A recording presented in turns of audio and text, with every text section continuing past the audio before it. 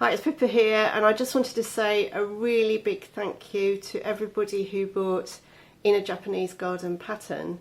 I've just done a donation to Parkinson's UK for £240, which I think is fantastic. Thank you, thank you. I mean, my dad would be over the moon, to be honest.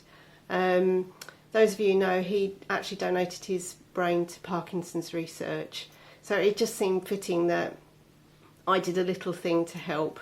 So I'll get my letter in the post soon, I hope, and I will continue to donate. So the pattern will still remain in my Etsy and Ravelry stores, and any patterns sold from now on, I will still donate the £1.50. And what I'll do is, his birthday was sort of around the end of April, so at the end of April each year I'll make a donation in his name.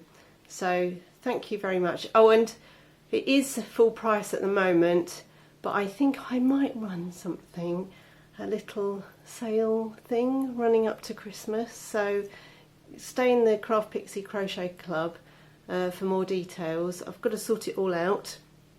So as usual, I'm not very organised, a bit behind, but yeah, just stay in here and watch this space. And thank you once again.